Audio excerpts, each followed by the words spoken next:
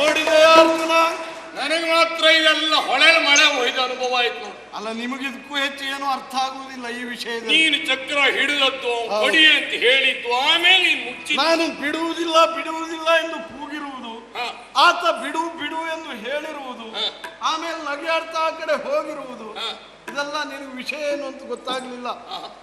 ಬಿಡು, ಅದು ದೇವ ಹಾಗೂ ಭಕ್ತರ ನಡುವೆ ನಡೆದಂತ ವ್ಯವಹಾರ. ಹೌದು. ಈ ಭೀಷ್ಮ ಇಷ್ಟೆಲ್ಲ ಮಾತಾಡಿದ್ನಲ್ಲ, ಅವನ ಎಲ್ಲ ಮಾತಿಗೂ ನನ್ನ ಒಂದೇ ಉತ್ತರ ಯಾವುದು ಗೊತ್ತಾ? ಬರೇ ಕಿರು ನಗೆ. ಆ ನಗೆಯ ಬಗೆ ಅವನಿಗೆ ಅರ್ಥ ಆಗಿದೆ. ಮತ್ತೆ ಚಕ್ರವನ್ನ ನಾನು ಪ್ರಯೋಗಿಸುವುದಕ್ಕಾಗಿ ಹಿಡಿದದ್ದೇ ಅಲ್ಲ, ಕೇವಲ ಪ್ರದರ್ಶನ. ಯಾಕೆಂದ್ರೆ ನನ್ನ ಭಕ್ತಾಗ್ರೇಸರ ಭೀಷ್ಮ ಈ ಕ್ಷೇತ್ರಕ್ಕೆ ಬರುವಾಗಲೇ ಪ್ರತಿಜ್ಞೆಯನ್ನು ಮಾಡಿ ಬಂದವ. ಆ ಭಕ್ತನ ಪ್ರತಿಜ್ಞೆ ಕೆಡುವುದಕ್ಕೆ ನಾನು ಬಿಡುವುದಿಲ್ಲ. ಅದು ಈಡೇರಿಸಿಕೊಳ್ಳುವುದಕ್ಕೆ ಇದಕ್ಕೂ ಒಳ್ಳೆ ಅವಕಾಶ. ಕಾರಣ ಚಕ್ರವನ್ನು ಹಿಡಿದಿದ್ದೇನೆ, ಹಿಡಿದವಲ್ಲ ಅದನ್ನು ಅಲ್ಲಿಯೇ ಇಳುಹಿದ್ದೇನೆ. ಅದರ ಅರ್ಥ ಭೀಷ್ಮನಿಗಾಗಿದೆ. ಹೇಳು ಹೇಳು. ಶಕ್ತಿಯಲ್ಲಿ ಗೆಲ್ಲರಿದು ಯುಕ್ತಿ ಬೇರಿಯುವುದು, ಶಕ್ತಿಯಲ್ಲಿ ಗೆಲ್ಲರಿದು ಯುಕ್ತಿ ಬೇರಿಯುವುದೆಂದು ಭಕ್ತರೈವರು ಸಹಿತ ಬಂಧನ ಸುರಗುದ.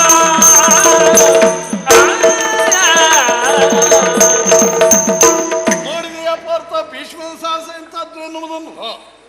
ಆಡಿದ ಮಾತಿನಂತೆ ಪ್ರತಿನಿತ್ಯ 10,000 ಮುಗ್ಧ ವರ್ತನದ ಶಿರವನ್ನು ಕೆಡ ಹೊತ್ತಾ ಇದ್ದಾನೆ.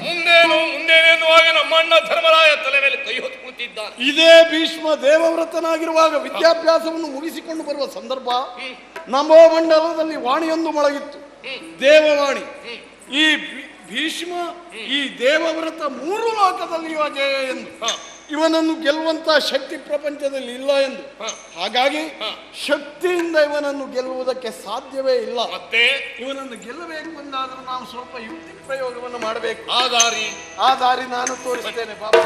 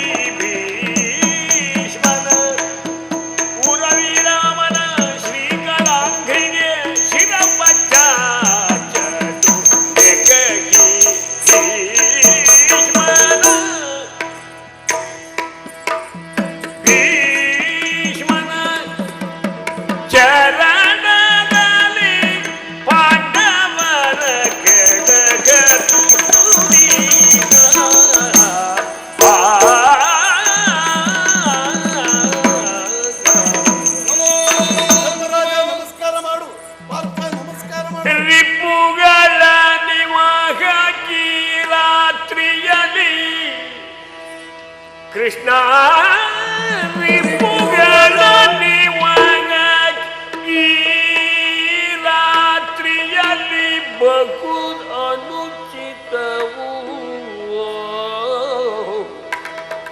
ಈ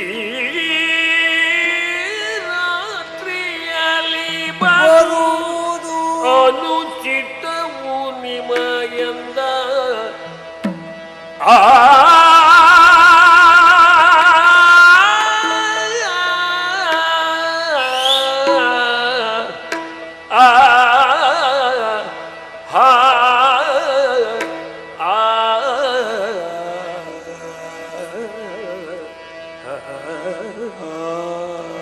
ನಮೋ ನಮಃ ಕೃಷ್ಣ, ನಮೋ ನಮಃ. ನಮೋ ನಮಃ. ನಮೋ ವಂದಿಸಿಕೊಂಡೆ ಅಜ್ಜಯ್ಯ. ಕೃಷ್ಣ, ವಯೋಮಾನದ ಮಿತಿಯಲ್ಲಿ ನಿನಗಿಂತಲೂ ನಾನು ಹಿರಿಯವ. ಆದರೆ ಅಲೌಕಿಕ ನೆಲೆಯ ಸಂಬಂಧದಲ್ಲಿ ನೀನು ನನಗೆ ಅಜ್ಜ. ನನ್ನ ತಾಯಿ ಗಂಗೆಗೆ ಜನಕ ನೀನು.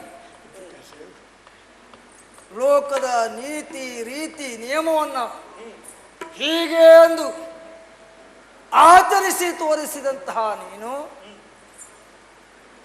ವಿರೋಧಿಯಾದಂತಹ ಈ ಅಜ್ಜನ ಶಿಬಿರಕ್ಕೆ ಮುದ್ದು ಮೊಮ್ಮಕ್ಕಳಾಗಿರುವಂತಹ ಪಾಂಡವರನ್ನು ಅಕಾಲದಲ್ಲಿ ರಾತ್ರಿಯ ಕಾಲದಲ್ಲಿ ಕರೆತಂದು ನಮಸ್ಕಾರ ಮಾಡಿಸುತ್ತಾ ಇದ್ದೀಯ. ರಿಪುಗಳ ನಿವಾಹಕಿ ರಾತ್ರಿಯಲ್ಲಿ ಬರುವುದು ಖಂಡಿತ ಉಚಿತ ಅಲ್ಲ ಕೃಷ್ಣ, ಅನುಚಿತ ಅನುಚಿತ. ಯಾಕೆ ಹೀಗೆ ಮಾಡಿದೆ? ಅದಕ್ಕೆ ಕಾರಣ ಏನು ಗೊತ್ತಾ? ಏನು? ಕಾಯಬೇಕಿ ಐವನ ಕಾಯಬೇಕಿ ಐವನ ಕಾಯಗಡನೆ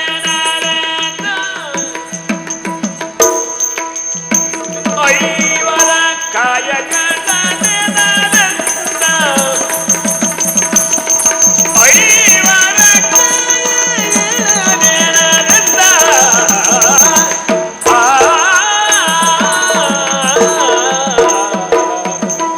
ಭೀಷ್ಮ, ಕೃಷ್ಣ, ಇಂಥ ಈ ಹೊತ್ತಿನಲ್ಲಿ ಇವರನ್ನು ನಾನು ಇಲ್ಲಿಗೆ ಕರೆದುಕೊಂಡು ಬರುವುದಕ್ಕೆ ಕಾರಣ ಏನಲ್ಲ.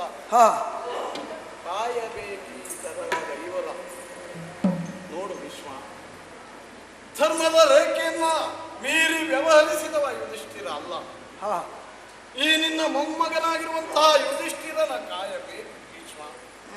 ಹಾಗೆಯೇ ಒಕೋತ್ರ ವೀರನಾಗಿ ಋಕೋದರ ನಾಮಾಂಕಿತನಾಗಿರುವಂತಹ ಭೀಮಸೇನ, ಹಾ ಆತನ ಕಾಯಬೇಕು ಭೀಷ್ಮ.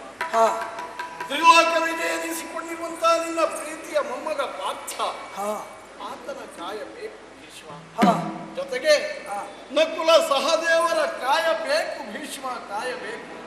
ಕಾಯಬೇಕಿ ಸರಳ ಐವರ.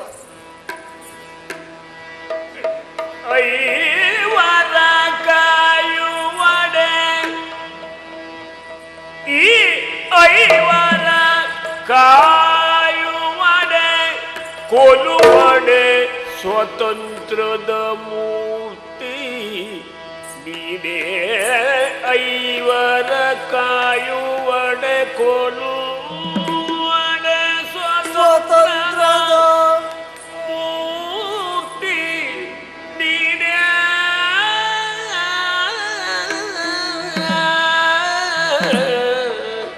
ಆ ಆ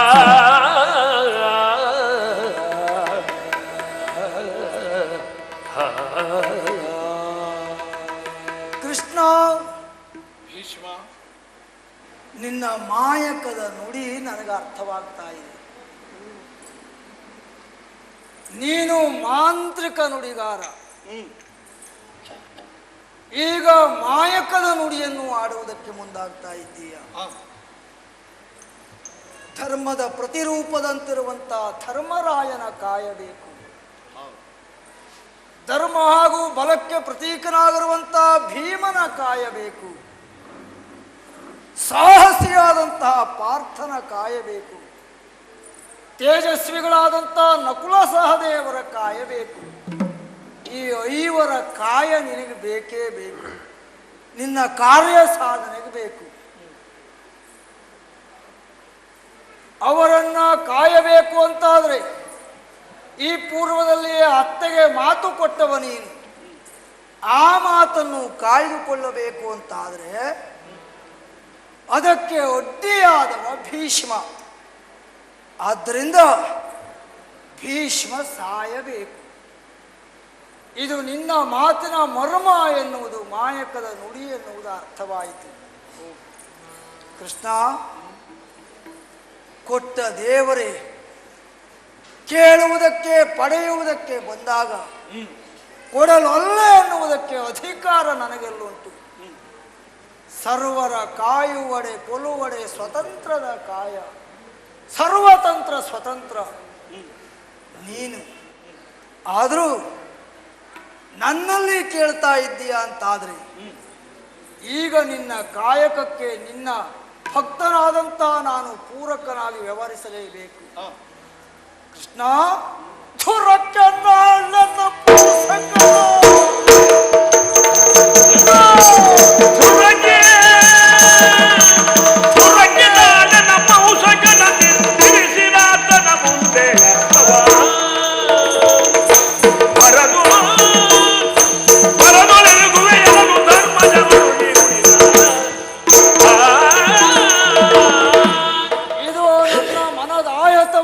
ಸ್ಪಷ್ಟವಾಗಿ ಹೇಳುತ್ತೇನೆ. ಹಾ ಕೃಷ್ಣ, ನಾಳೆ 10ನೆಯ ದಿವಸ ಕಾಡಾಕಾಡಿ ಹೋರಾಟ ಮಾಡುತ್ತಿರುವಂತಹ ಸಂದರ್ಭದಲ್ಲಿ ಹೆಣ್ಣಾಗಿ ಹುಟ್ಟಿ ಹಾ ಗಂಡಾಗಿ ಮಹಾರಥಿಕನಾಗಿ ಮೆರೆಯುತ್ತಿರುವಂತಹ ದೃಪದ ಪುತ್ರ ಶಿಖಂಡಿ ನನ್ನನ್ನು ಕೊಲ್ಲುವುದಕ್ಕಾಗಿಯೇ ದೃಪದ ಆತನನ್ನು ಪಡೆದಿದ್ದಾನಂತೆ. ಸ್ಥೂಣಾಕರ್ಣ ಎನ್ನುವಂತಹ ಗಂಧರ್ವನಿಂದ ಪುರುಷತ್ವವನ್ನು ಪಡೆದು ಮಹಾರಥಿಯಾಗಿ ವಿಜೃಂಭಿಸುತ್ತಾ ಇದ್ದಾನೆ. ಆ ಶಿಖಂಡಿ ಅವನನ್ನು ನನ್ನ ಸಮ್ಮುಖದಲ್ಲಿ ತಂದು ನಿಲ್ಲಿಸು.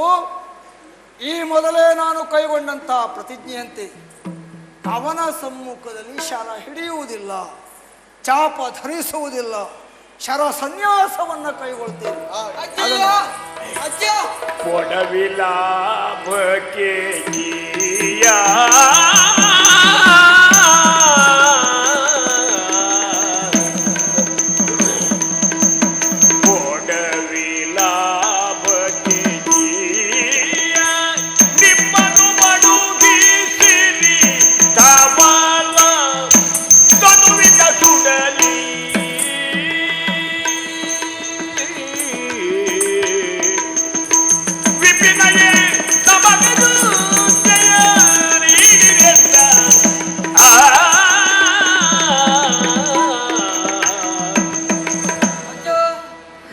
ಸ್ಪಷ್ಟವಾಗಿ ಹೇಳಿದಿರಿ ನೀವು. ಹಾ, ಶಿಖಂಡಿಯನ್ನು ಎದುರು ನಿಲ್ಲಿಸಿದಾಗ ಶಸ್ತ್ರ ಸನ್ಯಾಸವನ್ನು ನಾನು ಕೈಗೊಳ್ಳುತ್ತೇನೆ. ಹೌದು. ಜಯ ನಿಮಗೆ ಲಭಿಸುತ್ತದೆ. ಏನಜ್ಜ ಇದು? ಇಂದು ನಿಮ್ಮಂಥವರನ್ನು ಕಳೆದುಕೊಂಡು ಹಾ, ನಾವು ಭೂಮಿಯನ್ನು ಪಡೆಯಬೇಕೆ? ಹಾ, ಕೇವಲ ಭೂಮಿಯ ಸಂಪತ್ತಿನ ಆಸೆಗಾಗಿ ನಮ್ಮವರೆಲ್ಲರನ್ನೂ ಕಳೆದುಕೊಂಡು ಆಮೇಲೆ ಸಿಗುವ ಅಧಿಕಾರದಲ್ಲಿ ನಾವು ಮೆರೆಯಬೇಕೆ?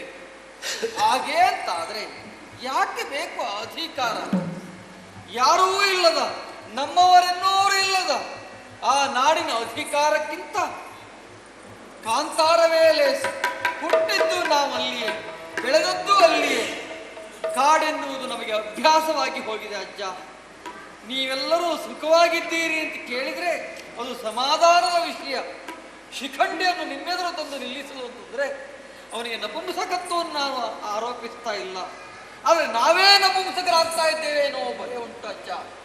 ಮಾತ್ರ ಅಲ್ಲ, ಎಲ್ಲರನ್ನೂ ಕಳೆದುಕೊಂಡು ಅಧಿಕಾರವನ್ನು ಏರಿದರೆ ಆ ಅಪರಾಧಿ ಪ್ರಜ್ಞೆಯಲ್ಲಿ ಯುಧಿಷ್ಠಿರ ಬೆದ್ದು ಹೋಗ್ತಾನೆ. ಅದಕ್ಕಿಂತ ನಾವೈವರು ಅರಣ್ಯದಲ್ಲಿ ಸುಖವಾಗಿರ್ತೇವೆ. ಸತ್ಯದ ಫಲವು ಕೈ ಸೇರುವುದು, ಎಲೆಯುಧಿಷ್ಠಿರ ನಿನ್ನ ಸತ್ಯದ ಫಲವು ಕೈ ಸೇರುವುದು. ಹಂಬಲಿಸುವೆಯ ಮುಂದಿನರಣ್ಯ ಬೇಡ ಮಗನೇ, ಖಂಡಿತ ಬೇಡ. ನೀ ಹಂಬಲಿಸುವೆಯ ಮುಂದಿನರಣ್ಯವ ಮರುಳಲ ಮಗನೇ, ನೀ ಹಂಬಲಿಸುವೆಯ ಮುಂದಿನರಣ್ಯವ ಮರುಳಲ ಮಗನೇ.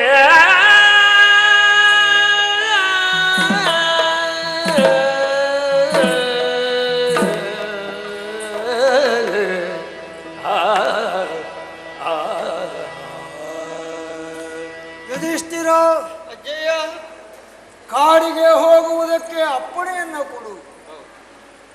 ನಿಮ್ಮನ್ನ ಕೊಂದು ನಿಮ್ಮ ಸಮಾಧಿಯ ಮೇಲೆ ಸಿಗಬಹುದಾಗಿರುವಂತ ಅಧಿಕಾರ ಬೇಡ. ಹೇಳಬೇಡ ಮಗನೇ, ಹೇಳಬೇಡ. ಹಸ್ತಿನಾವತಿಯಲ್ಲಿ ಧರ್ಮ ಸಾಮ್ರಾಜ್ಯ ಸ್ಥಾಪನೆಯಾಗಬೇಕೆನ್ನುವಂಥ ಕನಸನ್ನು ಕಂಡವ ನಾನು ಎಷ್ಟೋ ವರ್ಷದಿಂದ. ಕಂದ, ಇಲ್ಲಿಯವರೆಗೂ ನನ್ನ ಕನಸು ನನಸಾಗಲಿಲ್ಲ. ಆ ಕನಸು ನನಸಾಗುವಂತ, ಧರ್ಮ ಸಾಮ್ರಾಜ್ಯ ಸ್ಥಾಪನೆಯಾಗುವಂತಹ ಕಾಲ ಈಗ ಸನ್ನಿಹಿತವಾಗಿದೆ ಮಗು.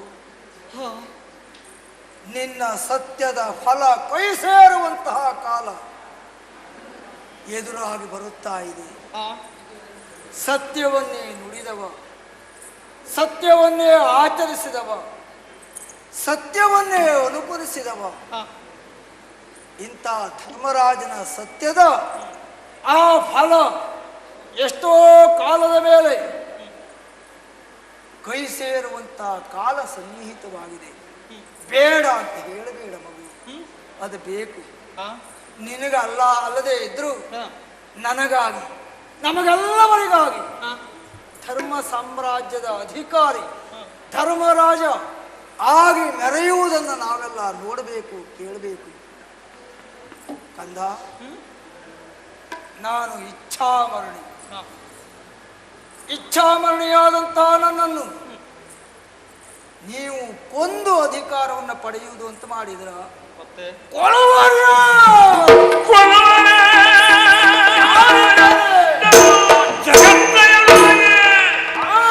ಸಾಕಿದು ಸಾಕು ಸಾಕಿದು ಸಾಕು ಪಡೆವೆ ಮುಕ್ತಿಯ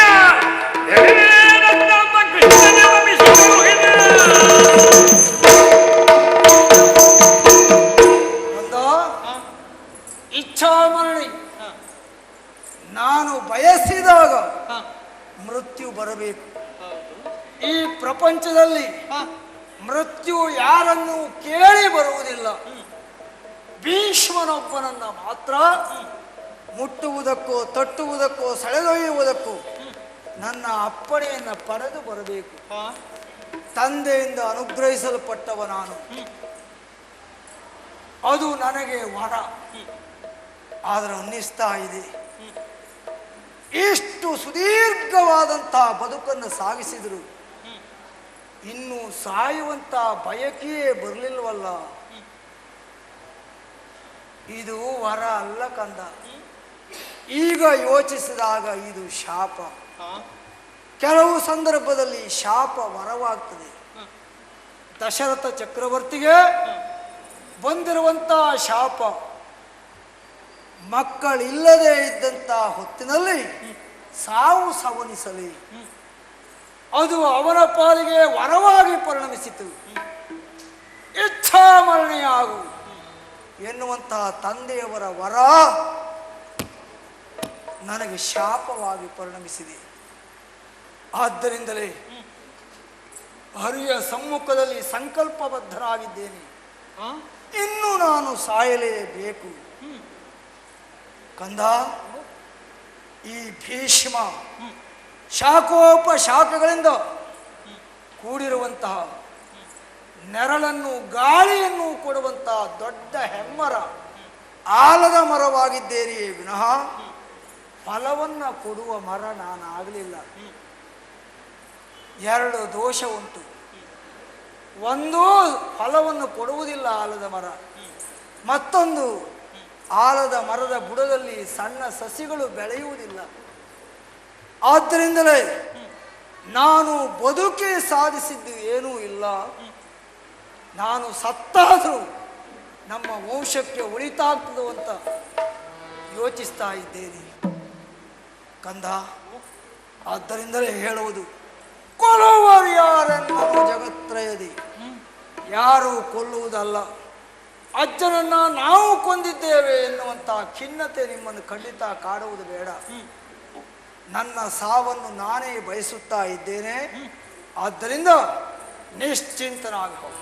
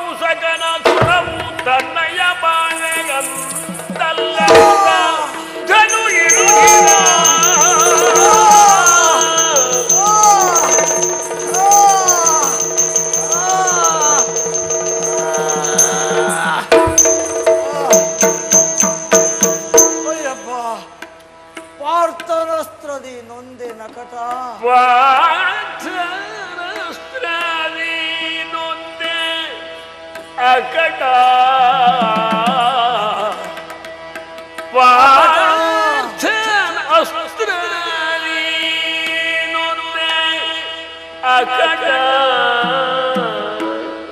ಸತ್ವ ಹಿಂಗಿದು ದೇಹದಲ್ಲಿ ಪಗಳಾಯ್ತು ಸಂಕಟ ದೇಹದಲ್ಲಿ ಪಗಳಾಯ್ತು ಸಂಕಟ ನಮ್ಮ ಹಂಬಲ ತೆಗಿಸು ನೀನೆಂದ ಆ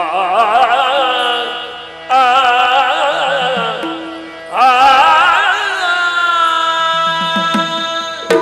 ಅರ್ಜುನ ಅಜ್ಜಯ್ಯ ಪುಂಖಾನುಪುಂಖವಾಗಿ ಶರವೃಷ್ಟಿಗರದೆ ನಿನ್ನ ಅಸ್ತ್ರ ಇಡೀ ನನ್ನ ಶರೀರವನ್ನೇ ಘಾಸಿಗೊಳಿಸಿದೆ. ನಿನ್ನ ಅಸ್ತ್ರದ ಘಾತದಿಂದ ನೊಂದ ನಾನು ಧರೆಗೆ ಉರುಳಿದರೂ ಭೂಸ್ಪರ್ಶವಾಗುತ್ತಾ ಇಲ್ಲ.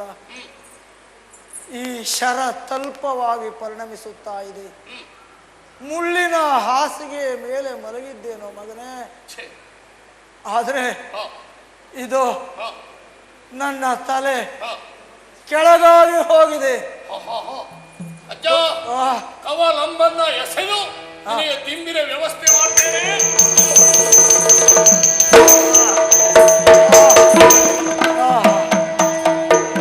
ಅರ್ಜುನ, ಅಜ್ಜ ಅಂಬಿನಿಂದಲೇ ದಿಂಬನ್ನ ರಚಿಸಿರುವಂತ ಮಹಾಸಾಹಸಿ ನೀನು.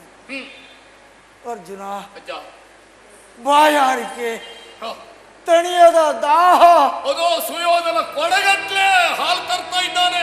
ಪ್ರಯೋಜನ ಇಲ್ಲ ಕಂದ. ಅರ್ಥ ಆಯ್ತು ಅಜ್ಜ. ಇದು ಪೊಲುಗುಡನು ಶರಣ ಸುಧನ ಬದಿಂದಿರಗೆ ಸುರಗಜ್ಜೆಯ